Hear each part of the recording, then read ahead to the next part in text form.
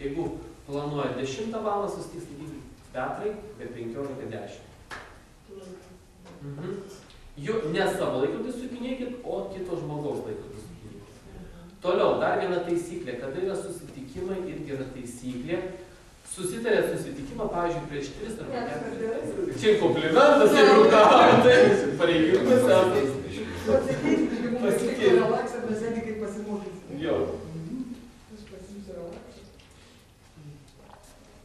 Va, tai ką jau daviau iš to, kas matosi, ne? Supratote, ne, kad galutinis terminas, kada aš turiu pradėti visus šitos dalykus, klausimo gale, kas bus, jeigu darysiu, kas bus, jeigu nedarysiu, jeigu nedarau, jeigu nieko nebus, vadinasi, dzin ir nedarau. Jeigu reikia daryti, tai reikia daryti. Ir nedaryti visų darbų, išsirinkti svarbiausia. O iš karto planavimas apie poilsį įsijungia. Aš išvažiuoju. Vien ta pati mintis, kad žiemos metu tu išvažiuoji, nors niekur tu tai nevažiuoji, bet pati ta mintis tau pakelia biškį. Ane? Smaga. Garantuoju. 100%, kad tas 15 minučių suveiks. Atsisėskit bent 5 minutėm. Sakai, Vygandai, eini daryti savo darbą. Aišku, jis vardą sako savo.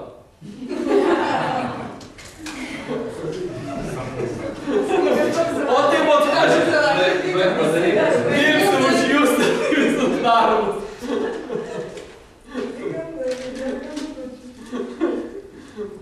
Supratom? Supratom. Labai gerai.